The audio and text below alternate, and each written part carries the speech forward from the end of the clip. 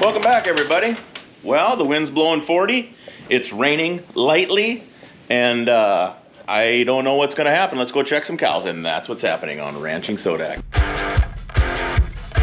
We were supposed to bangs vaccinate all them heifers we got today, but with this wind and it was supposed to rain throughout the day, I didn't want to do that. So we're bumping that back. Let's go check some cows. We're safe now in the pickup. I don't know what the temperature was, maybe like 35. Wind's blowing 40, gusts. It's steady at about 20. Real feel is like 18 degrees with light rain. It's blowing out of the east, kind of northeast. So I opened the back of the, I opened the back of the hoop building to let the air go through instead of creating like a dome with a closed end. So hopefully the wind can just kind of keep making it through there and it won't cause any trouble. 40 is really not, 40 mile an hour winds aren't devastating winds. I mean, if you got a structure that blows over at 40 mile an hour, it probably kind of sketch. But anyways, let's go see if we could tuck some cows on the backside of the coulee. I don't see any cows up on top of the hill here, so my guess is they've migrated over there. We'll roll them out some hay. We've been calving pretty steady. That's been going good. I found a dead calf yesterday. There was an eagle flying around, so I went over there and there was a dead calf. Looked real small and shrunk up. I don't know. No cow has ever shown any sign of being over there, so half a chance it was a twin. Otherwise, I mean, if it's a cow that won't stand by a dead calf at all, I mean, it's like, who cares? She's not much of a cow. All right, I gotta focus. Here, hold this camera, Millie.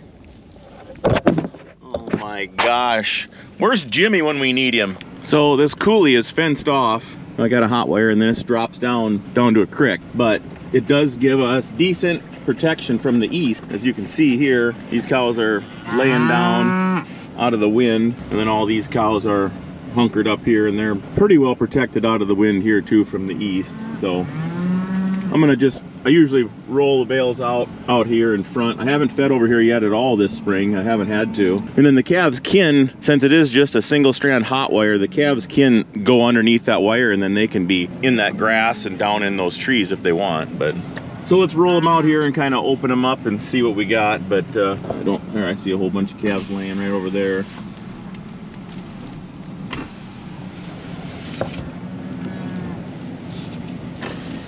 I mean, it's still windy right here where I'm standing, but it's not like terrible. So we'll keep rolling hay back and forth, kind of down along through here, but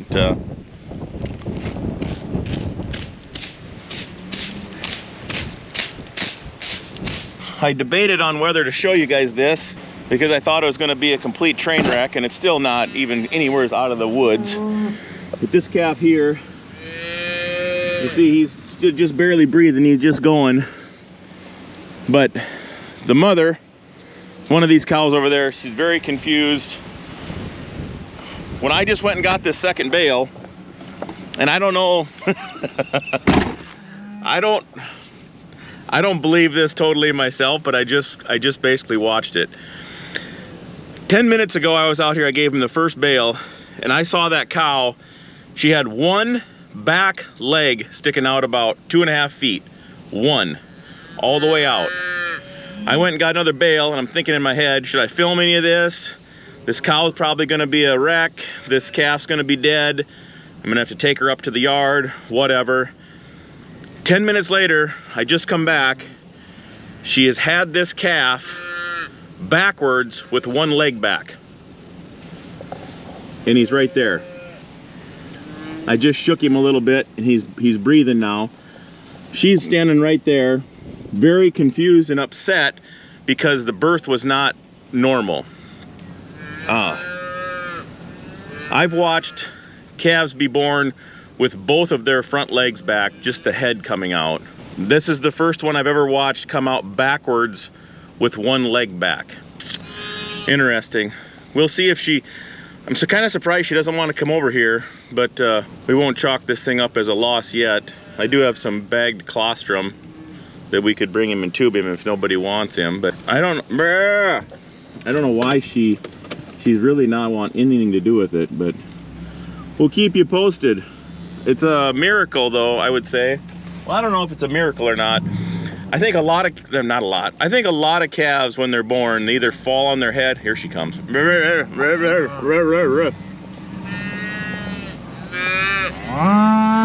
go, girl. That's yours. That's your calf. Yeah, she's not happy because it didn't go like she wanted. And then being here amongst these other cows is not, you know, they want to go off by themselves and have their calf. Holy cow. Looking back, I should have filmed it for you and stayed, but I honestly thought we were going to have a wreck there. The best thing to do now is just to get out of here. Get away from the situation before I run over a calf. Yesterday when I was feeding, my bale point on my bale bed, the piece that goes in had fell off when I was feeding. Somewhere's in this area, so I'm hoping we can find it. I got a hitch pin in there right now, but you would think that thing would stick out like a sore thumb after they ate all the hay, but I'll bring you back if I find her. How's that sound? There she be, boys. I doubt if we'll find the cotter key though, or the snap pin that holds it in.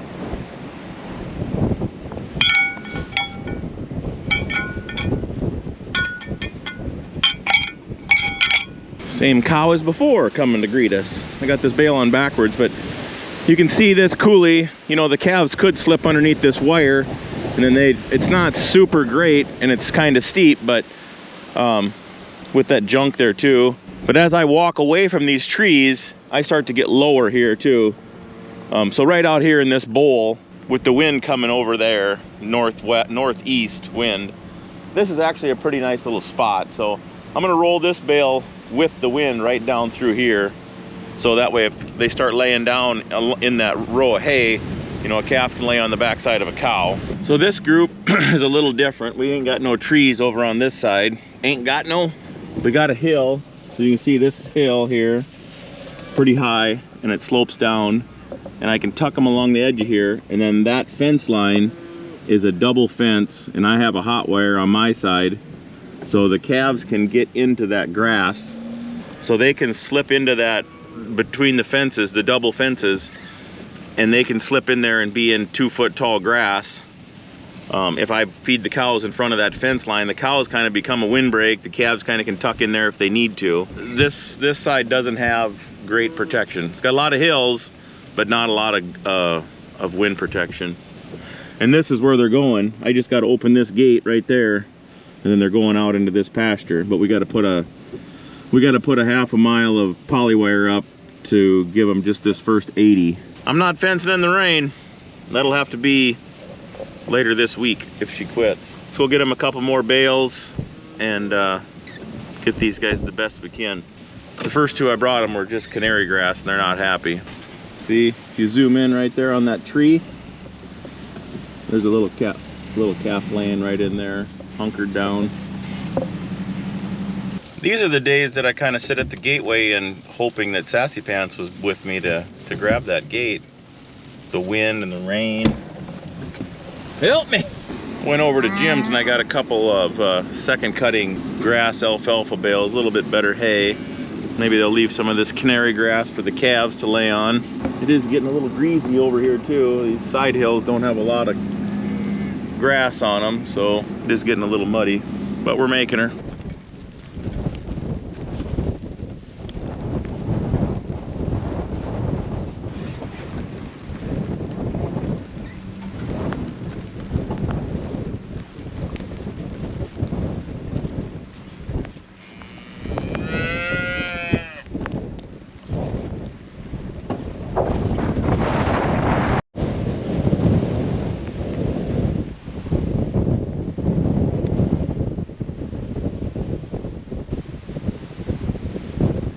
Well, you see I got this hill coming down.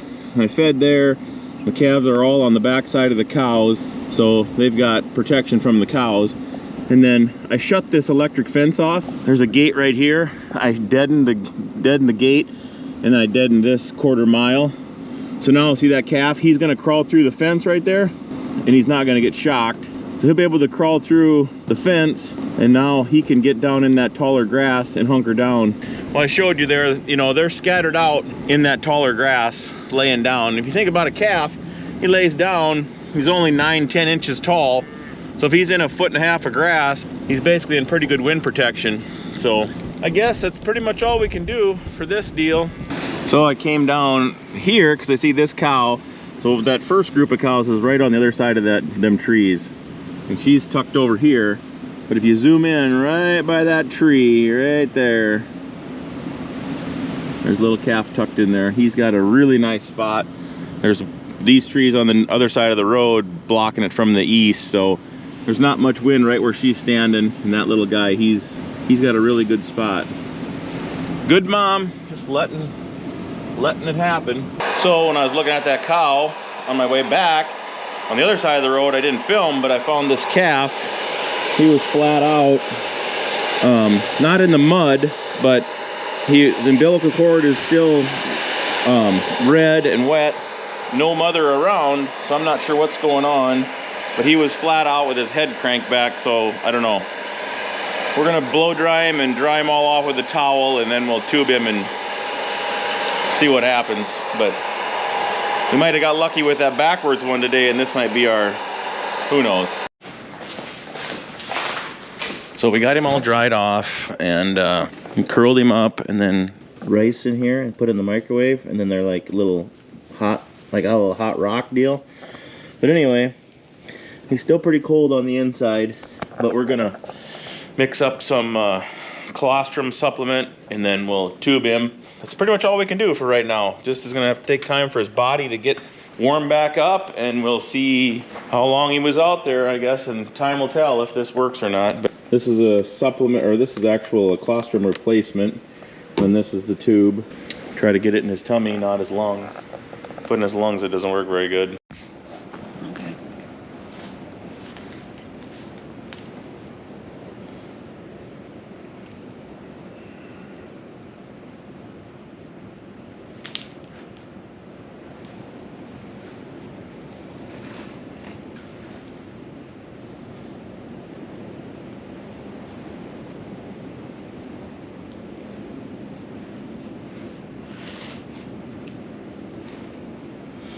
You want to go on the left side of their mouth and just take it real slow and let it go in there, and then just monitor for a second. He's still breathing fine. He didn't violently thrash or anything. Didn't see no bubbles or nothing, so I feel confident we got it in his stomach. Kind of wants to sleep, I think. Does he have to put in any effort, or is it just gravity? No, it's just going in gravity.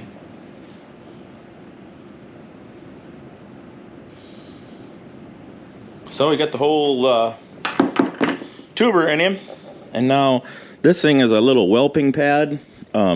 We'd bought this heated whelping pad. We were going to have it out in the barn when we were working cattle, set the syringes on it and stuff to keep them from freezing in the fall or in the winter when you're working, but it doesn't get that hot. It's not like a heating pad, but this cement is only like 60 degrees, which would be fine, but cement kind of wants to pull, you know, your temperature out of you. So we're gonna pop him up on this thing.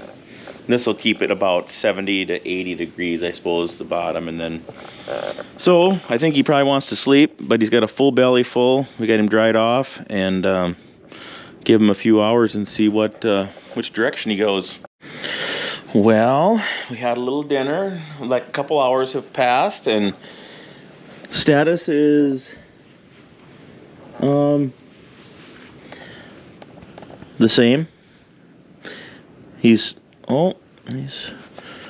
shaking a little bit, like shivering once in a while, but we got this pad underneath him, so he's staying warm on the ground. I think we'll go out and check that. Let's go check that calf that was born backwards, see what ever happened to him. There's one more shot of rain coming here, a bigger cluster coming. Maybe in the next 20 minutes. It's just starting to sprinkle.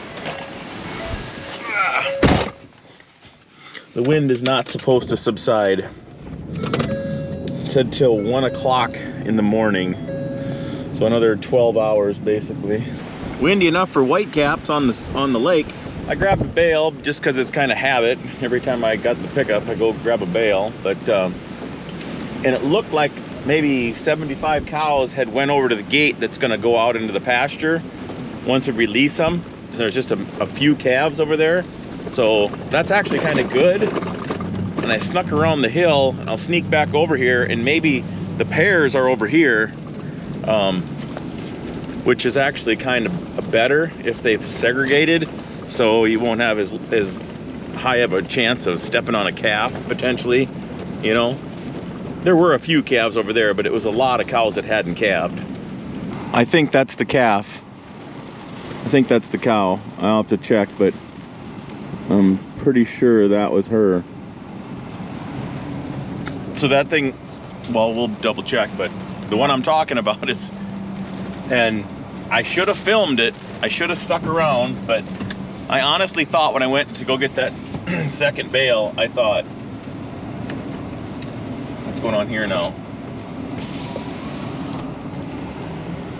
Oh no. That's definitely not alive. And that's out of this cow right here. She's a really little cow. We'll probably keep that deal going. I'll probably give her that bottle calf. Wonder what the heck happened there. This is a new one too. She's calving like crazy. No, I was wrong. This is the backwards calf. He's flat out, and she's got him licked down good, but he never got up, so I need to grab him and take him back. We need to warm him up, otherwise he's gonna die. We're kind of pressing our luck on this one. He should have been dead already, coming out backwards like that. But let me try to grab him, and we'll take him up, put him in the house with that other one. Come here, buddy.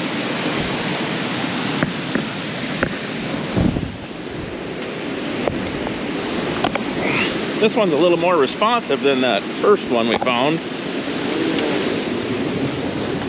Still not great. Oh!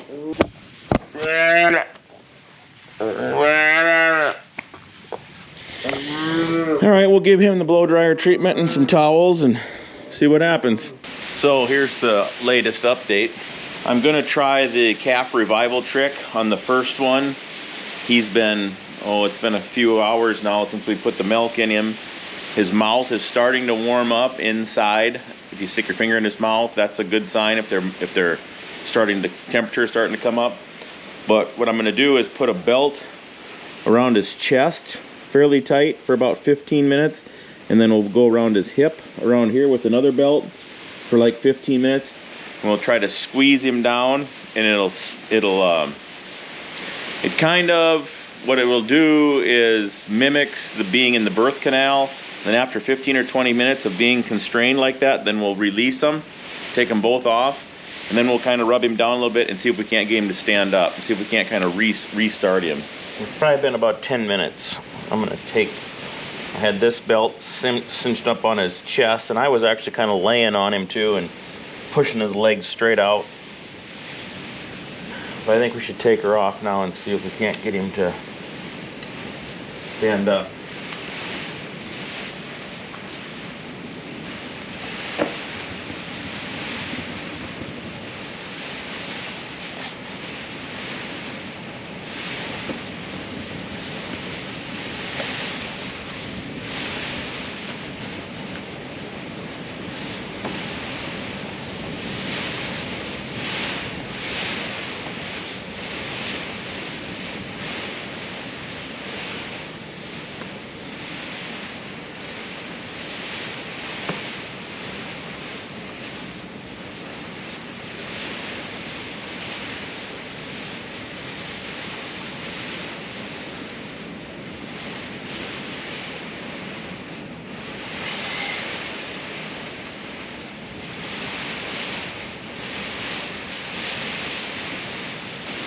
So a lot of times when they go into that laying out, that kind of that death, when they lay out like that, they'll bend their necks all the way around and try to curl their head up, you know. And I think if you do the belt trick, stretch them out, squeeze them back down because I feel like when they do the neck thing, they're trying to get trying to make sense of where they're at. You know, they need to be rebooted. But anyway, he's standing here, but has a hard time balancing. He bumps into my leg once in a while, but he's wanting to stand. You know, he's trying to catch himself, and he's keeping his head straight, using everything to balance. I'm gonna let him fall down if he wants to, and then I'll help him back up. Is this the first one? Yeah. Oh boy. I did the belt trick on him. He looks like a different calf than he did this morning, but now he's got his ears perked up. He's trying. We'll let him fall down though. Fast forward 45 minutes. I got a half a bottle made, and he's been walking around. I finally got him to suck a little bit now, and now he's looking. He's kind of nosing around. He's looking for something to suck on. But it's kind of slippery in here. It's kind of hard to for him to. Whoa, tiger. Whoa, buddy. Whoa, buddy. Easy now.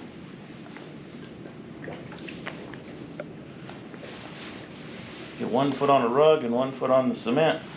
He's not gonna be like hungry because we got a whole. Remember we tubed him, but I see he's sucking now. So I want him to suck. I want that tongue to come alive. I want his throat to start to work, and that'll just trigger more and more instincts of I want to live. He's gonna get wild here now because his brain's more excited than his legs. Here.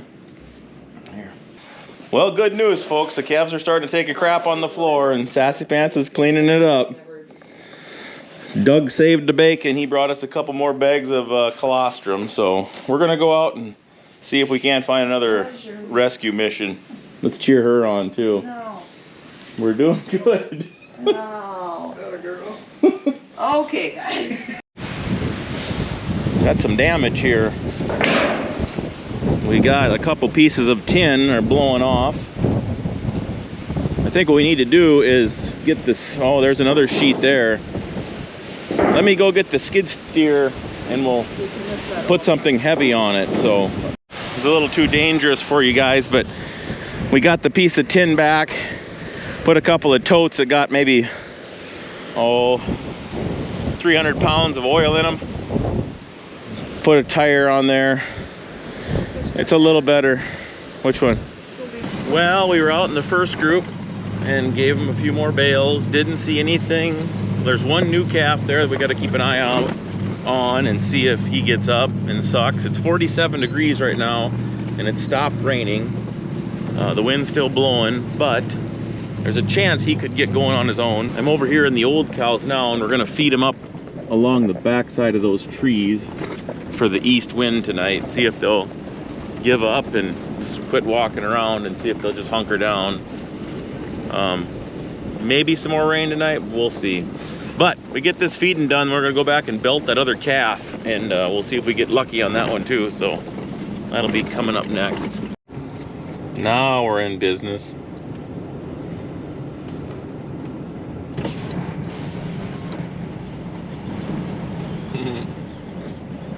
Well, that's a good sign. Little Peppy Pete's up, aren't you? I think I know who your mom is too. She was out there bellering, but you're gonna have to spend another night in the house. So stretching too. That's a good sign. This one though,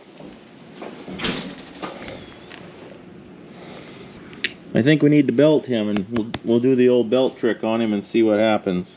So you can see how he keeps wanting to put his neck that way. So you want to lay him out flat, get this belt, one belt around their chest, and then we're going to put the other belt around his hip. You don't want to get it so tight they can't breathe, but you want to get it snug.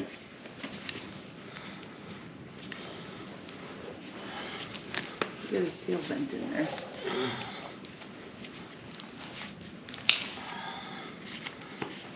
So now, see how we got him squished like that? Now, He doesn't like it. I'm gonna take his legs and put his head up with his leg. You see that? So this is how he would have come out of the mom, just like this, if it was a normal birth. Squeezed around here, his head between his legs. Oh, don't squish him. I'm not gonna squish him.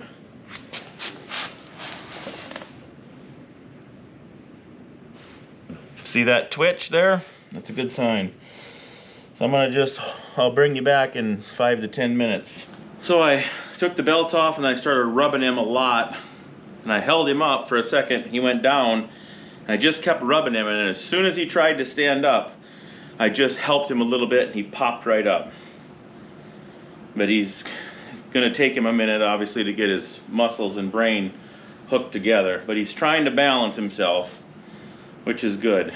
I think what that belt does is it must pump a bunch of adrenaline in them because they feel constrained, and then once it gets released, you still have that adrenaline in them that you can work with.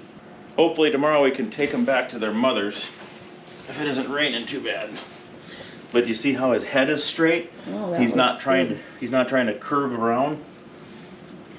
That looks good.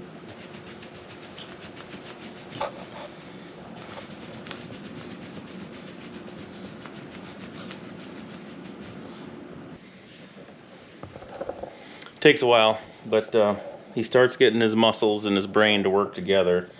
If we can get a half a bottle into him here later tonight, I'm gonna call this one a success. And then tomorrow, we'll see if we can get him back to some mothers and see what happens. But we'll keep you posted as we go down the trail.